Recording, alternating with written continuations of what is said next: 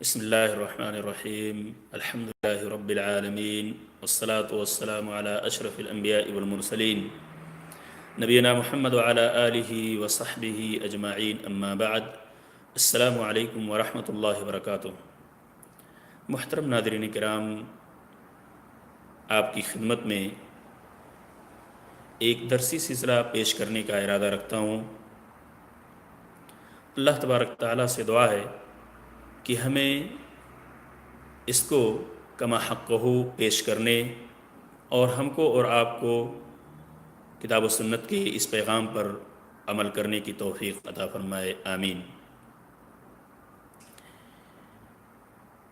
درسی سلسلہ یہ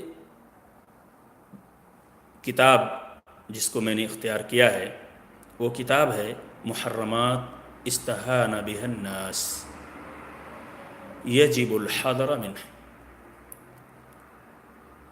یہ کتاب ایک بہت معروف و مشہور عالم دین کی ہے جن کا نام محمد صالح المنجد ہے۔ اللہ تبارک تعالیٰ نے ہمیں اور آپ کو ایک مسلم بنا کر ہمارے لیے جو حدود متعین کیے ہیں، جو قوانین بنائے ہیں، ان قوانین کے مطابق ہی عمل کرنا بہتر ہوگا۔ اس کی مخالفت کی صورت میں تو اللہ تبارک تعالیٰ کا وہ بندہ نافرمان ہوگا۔ اسی لیے اللہ تعالیٰ فرماتے ہیں اعوذ باللہ من الشیطان الرجیم ومن یعص اللہ ورسولہ ویتعد حدودہ یدخلہ نارا خالدا فیہا ولہ عذاب مہین۔ جو اللہ اور اس کے رسول کی نافرمانی کرے گا، ان کی حدوں کو تجاوز کرے گا، ان کی متعین کردہ حدود کی پامالی کرے گا، تو ایسے شخص کے بارے میں یدخلہ نارا، اللہ تبارک تعالیٰ اسے جہنم میں داخل کر دیں گے جہاں وہ ہمیشہ ہمیشہ رہے گا، اور ایسے ہی لوگوں کے لیے رسوا کن عذاب ہے۔ محترم ناظرین کرام، اسلامی شریعت کی حدوں کو تجاوز کرنا بہت بڑا گناہ ہے۔ جس چیز کا شریعت نے حکم دیا ہے، کتاب و سنت نے جن چیزوں سے روکا ہے اس سے رکنا، اور جن چیزوں کا حکم دیا ہے اسی کو کرنا، اسی میں خیر و بھلائی ہے۔ اللہ کے رسول صلی اللہ علیہ وسلم نے فرمایا ما نہیتکم عنہ فاجتنبوہ وما امرتکم بہ فافعلوا منہ ما استطعتم۔ جب میں تمہیں کسی کام کے کرنے سے روک دوں تو اس سے اجتناب کرو، اور اگر کسی کام کے کرنے کا حکم دوں تو تم اپنی طاقت کے مطابق اس کو بجلا لاؤ، اس پہ کارآمد رہو جس قدر طاقت ہو۔ ناظرین کرام،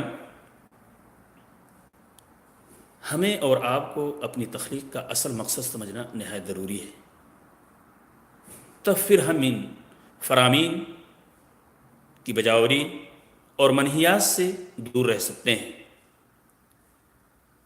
اللہ تبارک تعالیٰ نے انسان اور جنات کی تخلیق کا اصل راز جو بتلایا ہے وہ اپنی عبادت،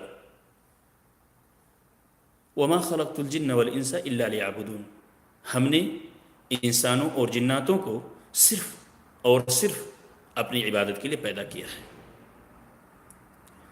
اور یہی وجہ رہی کہ اللہ تبارک تعالیٰ نے انبیاء کرام اور رسل اعظام کا ایک سلسلہ شروع کیا، آسمانی کتابوں کو نازل فرمایا، اور اسی سلسلے کی آخری کڑی ہمارے نبی محمد الرسول اللہ صلی اللہ علیہ وسلم ہے، اور ان کے اوپر نازل ہونے والی کتاب وہی آخری کتاب ہے، اور وہ قرآن مجید ہے۔ ناظرین کرام، انبیاء کرام نے اور رسل اعظام نے اپنے امتیوں کو اللہ کا فرمان پہنچایا اور انہیں بتلایا۔ ہمارے نبی محمد الرسول اللہ صلی اللہ علیہ وسلم نے بھی ہم کو اللہ تبارک تعالیٰ کا پیغام کما حق کو پہنچا دیا۔ ان تمام چیزوں سے ہمیں روکا ہے جس کے اندر نقصانات ہیں، جس کے اندر مضر اثرات ہیں، اور ہر اس چیز کو حلال قرار دیا ہے جو انسانیت کے لیے مفید ثابت ہو سکتی ہیں۔ اسی لیے اللہ تبارک تعالیٰ نے فرمایا وَيُحِلُّ لَهُمُ الطَّيِّبَاتِ وَيُحَرِّمُ عَلَيْهِمُ الْخَبَائِثَ، یعنی یہ نبی ان کے لیے اچھی چیزوں کو حلال اور بری چیزوں کو حرام قرار دیتے ہیں۔ ناظرین کرام، کبھی کبھار ایسا ہو سکتا ہے کہ شریعت کی حرام کردہ چیزیں ہمارے عقل و دماغ سے اوجھل ہوں، ہم ان کے نقصانات کو نہ سمجھ سکیں، اور ہمارا یہ نفس الامارہ بالسوء ان محرمات کو ہمارے لیے بالکل اچھی شکل و شباہت میں پیش کرے، اور ہمارا یقین ہو جائے کہ یہ چیز ہمارے لیے فائدہ مند ہے۔ لیکن کوئی ضروری نہیں کہ جس چیز کو ہم نے بہتر سمجھا ہے وہ شریعت کی نگاہ میں بہتر ہو۔ وَعَسَىٰ أَن تَكْرَهُوا شَيْئًا وَهُوَ خَيْرٌ لَكُمْ وَعَسَىٰ أَن تُحِبُّوا شَيْئًا وَهُوَ شَرٌّ لَكُمْ۔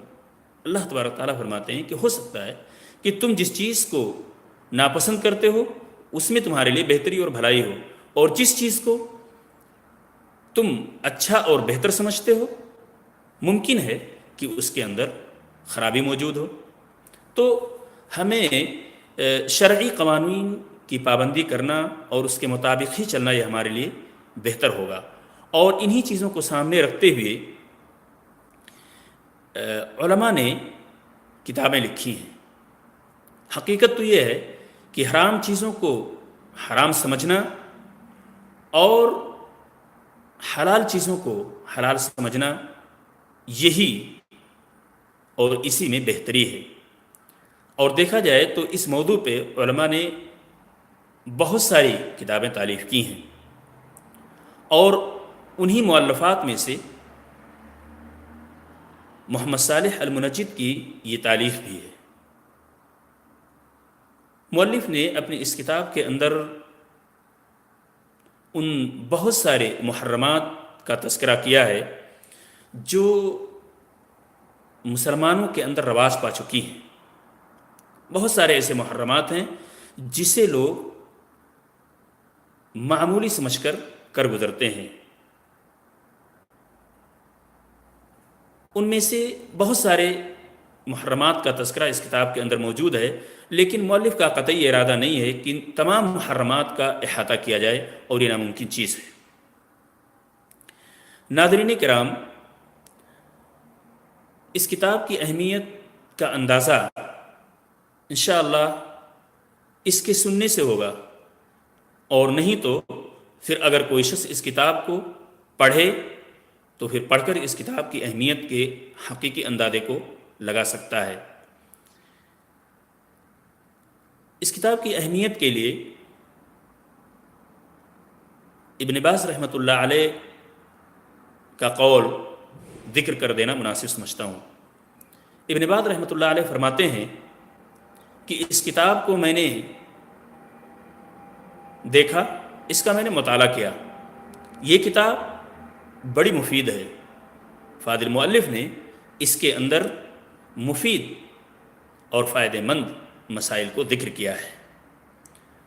ناظرین کرام، اسی کتاب کے اندر جو موضوعات مذکور ہیں ان سے متعلق انشاءاللہ بحث کی جائے گی، البتہ وقت اور فائدے کو سامنے رکھتے ہوئے کہیں حذف و اضافہ بھی کیا جائے گا، اور اگر کوئی ایسے موضوعات اس کے اندر ذکر ہیں یا کوئی ایسا موضوع ہے جس سے منطبق اور مرتبط ہماری اس زندگی میں کوئی ایسے واقعات اور احداث پیش آئے ہیں جس کا ارتباط اس موضوع سے ہے، تو وہ بھی انشاءاللہ ذکر کیا جائے گا۔ اللہ تبارک تعالیٰ سے دعا ہے کہ اللہ تعالیٰ ہمیں اس کتاب کو پڑھنے، سننے اور ان تمام فرامین کو جو شریعت کے اندر موجود ہیں اس کے مطابق عمل کرنے کی توفیق عطا فرمائے، آمین۔ آنے والے درس میں انشاءاللہ اس کتاب کے مؤلف کا مقدمہ بالاختصار پیش کیا جائے گا، اور اس کے بعد اس درس کا سلسلہ باضابطہ طور پہ شروع کریں گے انشاءاللہ۔ السلام علیکم۔